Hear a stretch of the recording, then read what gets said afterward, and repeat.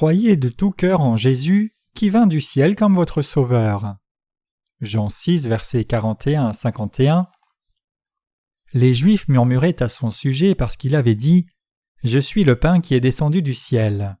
Et ils disaient « N'est-ce pas là Jésus, le fils de Joseph, celui dont nous connaissons le Père et la Mère? Comment donc dit-il « Je suis descendu du ciel » Jésus leur répondit « Ne murmurez pas entre vous, nul ne peut venir à moi si le Père qui m'a envoyé ne l'attire, et je le ressusciterai au dernier jour. Il est écrit dans les prophètes, ils seront tous enseignés de Dieu. Ainsi quiconque a entendu le Père et a reçu son enseignement vient à moi. C'est que nul n'a vu le Père sinon celui qui vient de Dieu, celui-là a vu le Père. En vérité, je vous le dis, celui qui croit en moi a la vie éternelle, je suis le pain de vie. Vos pères ont mangé la manne dans le désert et ils sont morts. C'est ici le pain qui descend du ciel, afin que celui qui en mange ne meure point. Je suis le pain vivant qui est descendu du ciel. Si quelqu'un mange de ce pain, il vivra éternellement, et le pain que je donnerai, c'est ma chair, que je donnerai pour la vie du monde. Le Seigneur est le pain de vie. Dans le passage des Écritures d'aujourd'hui, notre Seigneur dit qu'il est venu du ciel. C'est pour nous donner la vie éternelle que le Seigneur est venu. Il est venu pour devenir notre pain, nous nourrir de ce pain de vie, et sauver ainsi les âmes du péché. Notre Seigneur Jésus n'est pas de la terre. Il insiste sur le fait qu'il est descendu du ciel en obéissance à la volonté du Père. La raison en est qu'il n'est pas de la terre, mais qu'il est le Fils de Dieu le Père dans les cieux. Donc nous devons reconnaître que Jésus, le Fils unique de Dieu le Père, est notre Sauveur et Seigneur, et nous devons le croire. En effet, nous ne devrions pas penser à lui comme l'un des 4 grands sages ou comme le fondateur d'une religion.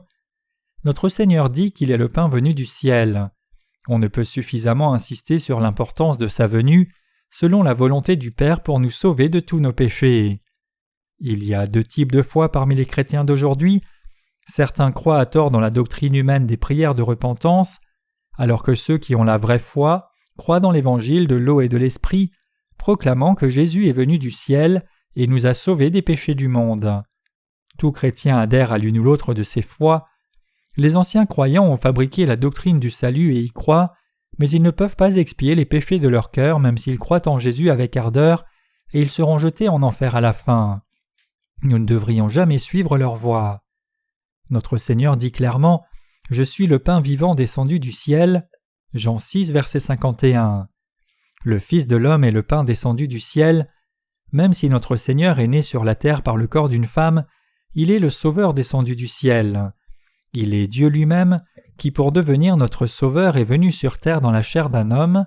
C'est le sens du passage des Écritures d'aujourd'hui. Nous devons croire dans ce passage. Le Seigneur ne veut pas que nous croyions en Jésus comme une question de religion. Pourquoi Jésus dit-il aux Juifs qu'il était le pain vivant venu du ciel? Pourquoi souligne-t-il le fait qu'il est venu du ciel, qu'il parlait selon les instructions du Père, et qu'il était venu parce que le Père l'avait envoyé?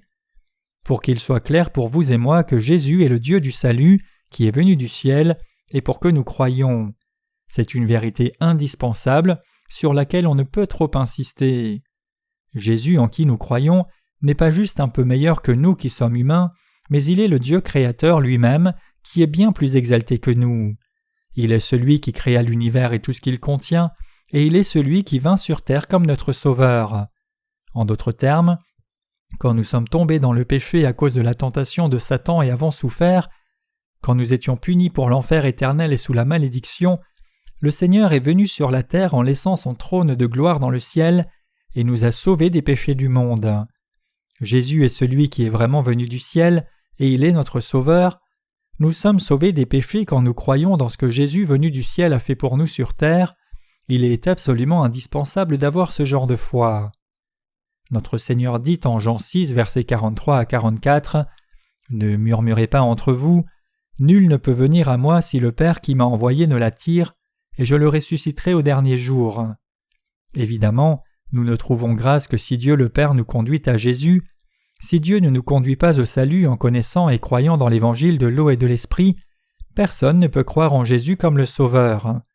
Jésus, qui a fait l'univers et tout ce qu'il contient, règne aussi sur le salut, la vie et la mort, et notre fortune ou infortune. Aussi, Jésus est le Dieu trinitaire avec Dieu le Père, qui est son Père et notre Père, et le Saint-Esprit. C'est ce Dieu trinitaire qui nous a conduits à rencontrer Jésus, croire en lui, être sauvés et revêtir la gloire du ciel. Ce monde compte beaucoup de chrétiens, mais même s'il y a beaucoup de chrétiens qui disent croire en Jésus, quel est l'état du christianisme aujourd'hui? Ceux qui croient en Jésus dans la parole de vérité sont peu nombreux. Pour expier nos péchés, Jésus est venu du ciel en naissant de la Vierge Marie à l'âge de 30 ans, il fut baptisé pour prendre tous les péchés de l'humanité, il porta ensuite les péchés du monde à la croix et fut crucifié pour mourir, 3 jours après il ressuscita, et maintenant il est assis à la droite du trône de Dieu le Père. Peu de chrétiens croient en Jésus avec cette compréhension. En effet, même si tout chrétien devrait avoir cette foi-là, ceux qui passent à côté sont plus nombreux que ceux qui l'ont. Quel genre de foi exalte Dieu? C'est la foi qui ne cherche pas à établir sa propre justice, mais qui croit entièrement dans ce que Dieu a fait pour nous sauver, le remercie et lui donne toute gloire. C'est la foi que Dieu attend de chacun de nous. Tout chrétien doit croire sans faute et sans ambiguïté que Jésus est descendu du ciel. Nous devons croire en Jésus qui est devenu notre Sauveur, l'exalter et lui rendre grâce. Nous devons croire qu'il a pris nos péchés en étant baptisé. Nous devons croire qu'il les a portés à la croix pour prendre la condamnation de la crucifixion. Nous devons croire qu'il nous a donné une vie nouvelle en ressuscitant d'entre les morts. Et nous devons croire qu'il nous a donné le royaume millénaire et le royaume éternel de Dieu qui vient bientôt. Croire en ces choses clairement en se basant sur la parole et la vraie foi. Dieu veut que nous ayons foi dans ce qu'il a fait pour nous. Nous devons croire dans sa justice et l'exalter. Dieu aime recevoir les gens qui connaissent, louent et exaltent sa justice, son amour et son salut. J'encourage chacun de vous à devenir le genre de personne qui croit dans la gloire du ciel que Jésus a préparée pour vous et qui le remercie pour cela. Pour expliquer le but de la création de l'humanité, la Bible dit « Béni soit Dieu, le Père de notre Seigneur Jésus-Christ, qui nous a bénis de toutes sortes de bénédictions spirituelles dans les lieux célestes en Christ. En lui, Dieu nous a élus avant la fondation du monde, pour que nous soyons saints et irrépréhensibles devant lui, nous ayant prédestinés dans son amour à être ses enfants d'adoption par Jésus-Christ, selon le bon plaisir de sa volonté, à la louange de la gloire de sa grâce qu'il nous a accordée en son bien-aimé. » Éphésiens 1, versets 3 à 6. Dieu a fait l'univers et tout ce qu'il contient, a créé l'humanité, et nous a placés, vous et moi, sur la terre, comme toute personne, pour révéler sa grandeur, sa grâce, son amour, son salut parfait, et les bénédictions qu'il nous a données, afin que nous adorions la gloire de sa grâce par notre foi. Je remercie Dieu qui nous permet de le louer. Son amour n'a pas de limite, sa puissance est grande et sa grâce infinie, il est merveilleux.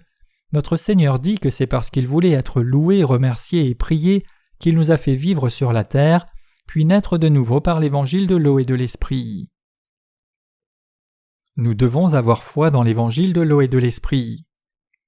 Nous devons devenir des gens qui louent et exaltent la justice de Dieu. Nous devons croire que Jésus, Dieu lui-même, est venu sur la terre pour nous sauver des péchés, qu'il est né d'une vierge, qu'il a pris nos péchés à l'âge de 30 ans, qu'il a été condamné pour les péchés du monde à la croix, et qu'il a fait de nous les enfants de Dieu pour toujours. Vous et moi devons saisir qui est Jésus, notre Sauveur venu du ciel, l'exalter en conséquence, le remercier pour le salut avec une foi entière, et recevoir le salut par cette foi pure. Le Seigneur aime notre foi et veut recevoir la louange et la gloire. Vous et moi avons besoin de cette foi. Jésus insiste auprès des Juifs sur le fait qu'il est venu du ciel. Il le fait pour qu'ils comprennent sa divinité. Cependant, les Juifs l'ont rejeté. Dieu veut que tout le monde croie que Jésus est Dieu et le Sauveur venu du ciel pour sauver l'humanité du péché. En d'autres termes, Jésus ne veut pas que nous le connaissions comme un grand homme de l'histoire humaine seulement. Donc, on ne peut pas considérer Jésus comme l'un des grands sages du monde. Dieu nous dit de croire en Jésus qui est descendu du ciel. Jésus est le Sauveur qui est venu du ciel pour nous sauver, vous et moi, de nos péchés. Le Seigneur voulait que nous sachions ce qu'il a fait pour nous et le remercions du fond de nos cœurs reconnaissants. C'est parce qu'il a créé l'humanité pour être glorifié au travers d'elle. Si vous voulez avoir la foi juste, vous devez croire dans l'évangile de l'eau et de l'esprit de tout cœur. Vous ne devez pas considérer le christianisme comme l'une des religions du monde, ni croire de la sorte. Vous ne devez pas croire en Jésus comme si vous choisissiez une religion parmi d'autres. Dieu est déçu si vous croyez de la sorte. Nous devons reconnaître Jésus comme Dieu. Jésus créa l'univers et tout ce qu'il contient. Il fit non seulement les montagnes, les mers et les rivières, mais il fit aussi les galaxies et tout ce qui est invisible. Mes chers croyants, est-ce là votre foi? En dépit de cela, trop de chrétiens aujourd'hui pensent que Jésus qui est venu du ciel est né de la terre. Ayant mal compris, ils croient en lui à tort. Est-ce grave? Mes chers croyants, si Jésus en qui vous et moi croyons était seulement un homme du monde respectable et d'influence, alors il ne serait pas devenu notre sauveur. C'est parce que celui qui peut sauver l'humanité liée au péché et à la destruction ne doit pas être né du monde, mais de Dieu lui-même. C'est seulement par Dieu que le salut pouvait être accompli. Mes chers croyants, le croyez-vous? Vous devez le saisir et le croire. Dieu est vraiment frustré. Il n'est pas frustré au sujet de vous qui êtes justes, mais des chrétiens de ce monde qui ne sont pas nés de nouveau. C'est parce que même si Dieu a tant aimé le monde qu'il a donné son Fils unique, et même si Jésus laissa son trône de gloire au ciel et vint sur la terre pour sauver les pécheurs, les gens ne reconnaissent pas Jésus qui est venu du ciel et pensent seulement qu'il est un homme né dans ce monde. C'est le même péché que ce qu'ont fait les Juifs des passages des Écritures d'aujourd'hui en refusant de croire en Jésus et disant « N'est-ce pas là Jésus, le fils de Joseph, celui dont nous connaissons le père et la mère? Comment donc dit-il « Je suis descendu du ciel » Jean 6, verset 42. Mes chers croyants, ne pas croire c'est péché. Jean 16, verset 9. Quand quelqu'un dit qu'il croit en Jésus mais pas comme étant Dieu, sa foi est erronée et il ne peut être pieux en suivant son cœur. Mais si quelque chose va mal, il montrera son vrai visage en renonçant à la vie de foi. Ce genre de foi est capricieuse, elle se lie à Jésus seulement en cas de besoin et le rejette autrement, ce n'est pas la vraie foi. C'est précisément parce que Jésus qui est descendu du ciel est Dieu qu'il est notre Sauveur, notre berger, notre juge et notre tout. C'est pour cela que nous ne devons pas croire en Jésus comme nous voulons.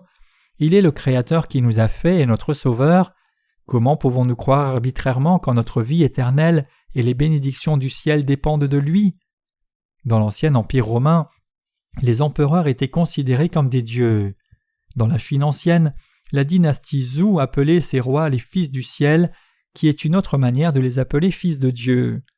Dans le Japon du temps moderne ici, le roi était appelé empereur céleste, le déifiant au statut de fils divin, et cette déification unissait le pays et conduisit au militarisme japonais qui finit par créer la guerre du Pacifique. En déduisez-vous que Jésus fait partie de ces empereurs?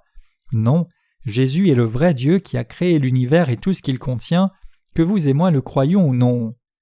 Quand des anges du domaine de sa création se sont rebellés contre lui, Jésus les rejeta et créa l'humanité à l'image de Dieu. Et comme Dieu aimait tant le monde, il nous fit naître dans ce monde pour devenir ses enfants et envoya Jésus son Fils unique. Dieu le Père, le Fils et le Saint-Esprit avaient prévu de faire de nous les enfants de Dieu en nous sauvant, et cela s'est accompli. Celui qui vint du ciel selon ce plan s'appelle Jésus. Venu du ciel, il nous a sauvés par l'eau, le sang et l'esprit. 1 Jean 5, versets 6 à 8. Cette vérité se trouve dans la Bible si clairement que personne ne peut refuser d'y croire. Qui Dieu le Père conduit-il à Jésus? Ceux qui ont faim et soif de justice, qui souffrent de leurs péchés, qui sont pauvres d'esprit et qui ne sont pas satisfaits des choses de la terre, ce sont ceux que Dieu conduit à Jésus. Le cœur des gens est naïf et enseignable comme un enfant devant Dieu, même s'ils n'ont pas de possession ou de connaissance. En d'autres termes, s'il y a des gens qui, bien que connaissant Jésus, souffrent des péchés de leur cœur et cherchent désespérément le Sauveur, le Père les conduit à Jésus. C'est pour cela que le Seigneur dit « Nul ne vient à moi si le Père ne le conduit ». Si vous avez rencontré Jésus en croyant dans l'évangile de l'eau et de l'esprit, c'est parce que le Père vous a conduit et vous a permis de connaître Jésus et de croire en lui. Cependant, il y a beaucoup trop de chrétiens sur terre qui exaltent leur propre justice plutôt que la justice de Dieu, même s'ils disent croire en Jésus. Ils s'élèvent eux-mêmes en disant « Lorsque j'ai prié, j'ai eu une vision et j'ai été sauvé. J'ai été fortifié quand j'ai jeûné et prié. » À la fin, ils disent qu'ils ont rencontré le Seigneur par leur propre mérite, grâce à leur pitié et leur vertu. Ce n'est pas la vraie foi. La vraie foi exalte Dieu et le loue. Dieu est descendu du ciel, et pour devenir notre Sauveur, il a été baptisé, crucifié, et il est ressuscité. Croire que Jésus est devenu notre Sauveur par l'évangile de l'eau et de l'Esprit et le remercier avec cette foi, le révérer et croire en ce que Dieu a fait pour nous, c'est la vraie foi. Nous venons de chanter des louanges. Quand nous louons, Jésus remplit nos cœurs et nos pensées. Par nos louanges, le salut de Jésus et son amour et sa puissance imbibent nos âmes, comme des éponges aspirent l'eau. En d'autres termes, ce qu'il a fait pour nous remplit nos cœurs quand nous le louons. Pourquoi ? Parce que c'est un fait indéniable qu'il nous a sauvés et nous le reconnaissons de tout cœur. C'est pour cela que lorsque nous louons, nos cœurs sont pleins de reconnaissance et de révérence envers Dieu. Louer, c'est élever. Élever Dieu pour son amour, le salut des péchés et la bénédiction, c'est le louer. C'est ce que nous croyons, et nous voulons que tous aient la même foi. Cependant, pour ceux qui pensent qu'ils ont rencontré Jésus par leur propre justice, qui louent-ils ? Ces gens devraient se louer eux-mêmes. Ils devraient chanter « J'ai rencontré le Sauveur par ma piété, j'ai été sauvé grâce à moi-même ». Pour être plus précis, ces gens ne devraient même pas louer le Seigneur puisque le Seigneur n'a rien fait pour eux, et si quelque chose s'est passé, c'est par leur propre mérite. Jésus dit en Jean 6, verset 45, « Il est écrit dans les prophètes, ils seront tous enseignés de Dieu, ainsi quiconque a entendu le Père et a reçu son enseignement vient à moi. » Dieu le Père veut que tous entendent et apprennent sa parole et viennent à lui en croyant sa parole. Dieu veut des âmes pures qui, souffrant du péché, cherchent le Sauveur pour trouver les justes qui ont été sauvés par l'évangile de l'eau et de l'esprit, trouver le vrai Dieu parmi eux, trouver Jésus dans la parole et être sauvés. C'est pour cela que la Bible dit que Dieu veut que tous soient sauvés et parviennent à la connaissance de la vérité. 1 Timothée 2, verset 4. Qu'en est-il de vous ? Avez-vous découvert Jésus et reçu le salut parmi ceux qui l'ont vraiment rencontré et qui sont vraiment sauvés ? Celui de qui vous apprenez est d'une grande importance. Dans l'Ancien Testament, Dieu eut Jéroboam en horreur. Après la mort de Salomon, roi d'Israël, son fils Roboam succéda au trône. En ce temps-là, Jéroboam et le peuple demandèrent à Roboam d'alléger le fardeau que son père Salomon avait mis sur le peuple. Jéroboam était à l'origine un officier dans la cour du roi Salomon et avait la faveur du roi. Cependant, lorsque le roi Salomon adora les dieux païens, Dieu prophétisa qu'il diviserait le peuple en deux et ferait Jéroboam roi de 10 tribus, et à cause de cette prophétie, Jéroboam avait fui en Égypte pour échapper à la persécution de Salomon. Avec la mort de Salomon, Jéroboam était revenu en Israël, demandant au nouveau roi d'alléger le fardeau imposé au peuple. Cependant, le roi Roboam ignora la demande de Jéroboam et du peuple, et ignora aussi le conseil des anciens de la cour de son père. Au lieu de cela, il écouta ses amis et décida d'oppresser le peuple encore davantage en disant « Mon père a alourdi votre fardeau, mais j'ajouterai à votre fardeau, mon père vous a châtié, mais je vous châtierai davantage. » 1 Roi 12, verset 14. Par conséquent, le peuple se tourna contre la maison de David, et 10 des 12 tribus d'Israël, hormis Juda et Benjamin, couronnèrent Jéroboam comme leur roi et fondèrent un nouveau royaume. Israël était maintenant divisé entre le nord et le sud, comme la Corée de nos jours. Jéroboam devint roi tout à fait inopinément. Après avoir reçu le trône, Jéroboam réfléchit à sa situation et reconnut que puisqu'il était devenu roi sans faire partie de la famille royale, c'était certainement un acte de la providence. Craignant que les choses ne changent, il médita un plan. Le plus important pour le peuple d'Israël, c'était le système sacrificiel contenu dans le tabernacle et ses sacrificateurs. Jéroboam pensa que chaque année, le 10e jour du 7e mois, le peuple irait au temple à Jérusalem pour faire des sacrifices, et comme Jérusalem était au contrôle de Roboam, le peuple reviendrait vers Roboam le roi de Juda et l'élèverait à nouveau. Alors il fit 2 autels d'or, qu'il plaça à Béthel et à Dan, et amena le peuple à adorer là. De plus, Jéroboam changea le jour de l'expiation, qui était fixé au 10e jour du 7e mois, pour le 15e jour du 8e mois, et il établit des personnes ordinaires comme sacrificateurs, alors que le sacerdoce n'était accessible qu'aux Lévites. C'est à partir de là que l'iniquité prévalait en Israël, et la foi du peuple était ruinée. Jéroboam ignora la parole de Dieu et changea les règles établies de son propre chef. Dieu a en horreur le péché qui consiste à corrompre la vérité en la changeant même légèrement. En d'autres termes, Dieu eut en horreur le péché de Jéroboam. C'est pour cela qu'il fit mourir Jéroboam. Comme le fils de Jéroboam suivait les voies pécheresses de son père après lui avoir succédé, Dieu le fit aussi mourir. En fait, la plupart des rois d'Israël suivants marchèrent dans la voie de Jéroboam et par conséquent subirent la colère de Dieu qui pesait sur la maison de Jéroboam. Il est important de savoir de qui vous apprenez, avec qui vous menez votre vie de foi. Jésus dit « Quiconque a entendu le Père et a reçu son enseignement vient à moi » Jean 6, verset 45. Le Seigneur veut que vous croyiez et appreniez auprès de ceux qui ont entendu et appris la Bible selon l'enseignement de Dieu le Père, et que vous aussi enseignez ce que vous avez appris. C'est pour cela que notre Seigneur, ayant tout accompli sur terre, dit ceci lors de son ascension « Allez, faites de toutes les nations des disciples, les baptisant au nom du Père, du Fils et du Saint-Esprit, et enseignez-leur à observer tout ce que je vous ai prescrit. » Matthieu 28, versets 18 à 19. Cela signifie que seuls les disciples de Jésus nés de nouveau peuvent vraiment faire des disciples. L'apôtre Paul en parle aussi à Timothée. « Persévère dans les choses que tu as apprises et dont tu es assuré, sachant de qui tu les as apprises. » 2 Timothée 3, verset 14. Dieu notre Père veut que toute âme comprenne et croie en Jésus correctement. En d'autres termes, Dieu veut que les chrétiens qui ont appris du Père enseignent les perdus et que les perdus croient aussi comme il faut. Dieu attend une telle foi de notre part. Vous et moi avons de la chance. Nous croyons en Jésus qui est venu du ciel et nous croyons qu'il est devenu notre Sauveur en étant baptisé, mourant à la croix et ressuscitant des morts.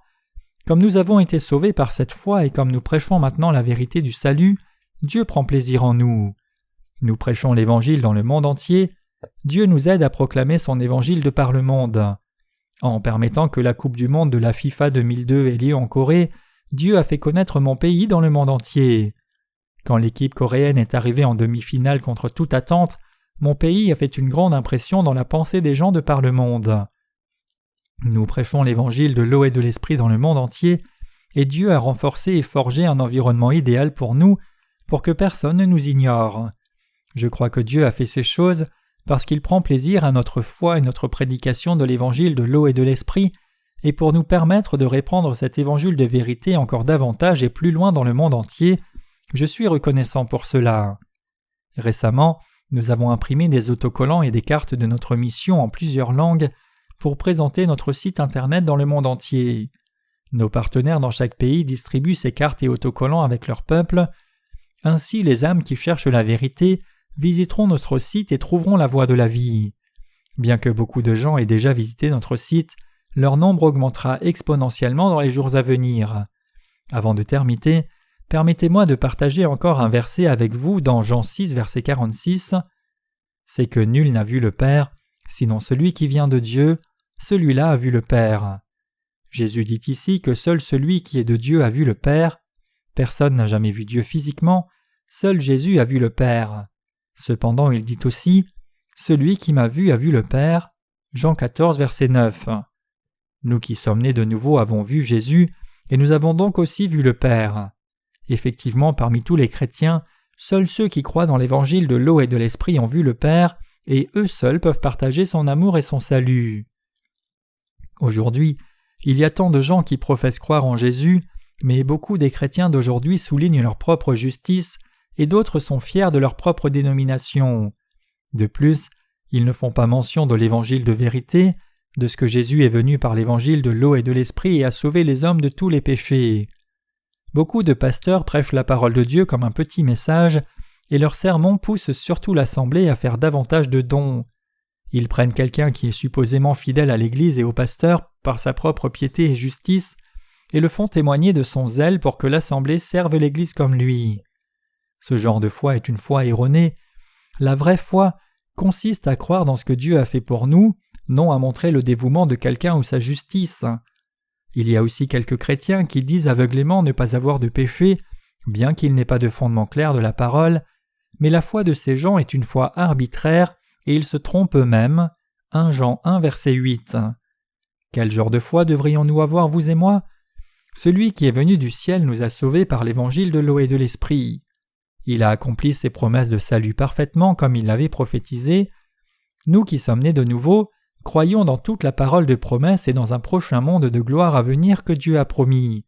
C'est pour cela que nous vivons en remerciant et glorifiant Dieu. C'est quand nous avons foi dans la parole de Dieu, non pas une foi arbitraire, que Dieu est honoré. Même si nous sommes insuffisants et faibles devant Dieu, en croyant dans ce Dieu de perfection et d'éternelle majesté, en ce qu'il a fait pour nous et ce qu'il fera à l'avenir et en le suivant, nous pouvons attribuer tout cela à sa grâce. C'est ainsi que nous pouvons lui donner notre louange et l'élever. Dieu nous a donné cette grâce à vous et moi, et il veut que nous répandions cette grâce dans le monde entier. Même si vous et moi sommes insuffisants, Dieu lui-même est venu du ciel et il nous a couverts de sa grâce et sa gloire céleste. C'est ainsi que nous avons pu vivre dans la bénédiction et la reconnaissance en croyant en lui, et c'est ainsi que nous avons reçu la vie éternelle. Mes chers croyants, croyez-vous que Dieu vous a donné la vie éternelle? La vie éternelle signifie que vous ne mourrez jamais mais vivrez pour toujours heureux. Dieu a promis dans l'Ancien Testament qu'il nous sauverait de tout péché, et au temps voulu, notre Seigneur est venu sur terre et nous a sauvés parfaitement par l'évangile de l'eau et de l'esprit selon sa promesse. De même, Dieu accomplira aussi sa promesse en nous donnant le paradis sur terre. Nous sommes dans l'espérance. Tôt ou tard, vous et moi régnerons sur la terre pour 1000 ans. Après avoir régné pendant 1000 ans dans ce royaume millénaire, le Seigneur ressuscitera les morts, c'est-à-dire ceux qui n'ont pas cru dans l'évangile de l'eau et de l'esprit, et en fera des êtres immortels pour le jugement dernier, les jettera en enfer et le fermera pour toujours. Et les justes qui sont nés de nouveau d'eau et d'esprit jouiront de la vie éternelle pour toujours dans son royaume éternel. Parce que nous croyons que le Seigneur nous a donné ses bénédictions, nous avons de l'espérance. À cause de cette foi, nous sommes pleins de bonheur jour après jour. Nés de nouveau par l'évangile de l'eau et de l'esprit, vous et moi prêchons maintenant cette vérité sans cesse. Même si nous sommes insuffisants, nous remercions Dieu par notre foi et nous faisons cette œuvre joyeusement et avec satisfaction. Si nous regardons seulement à nos circonstances, il y a beaucoup de choses qui nous frustrent. Cependant, quand nous méditons sur toutes les bénédictions que le Seigneur qui est descendu du ciel nous a données, nous pouvons vivre pour toujours avec un cœur reconnaissant. Je rends grâce et gloire à Dieu de nous avoir donné de telles bénédictions.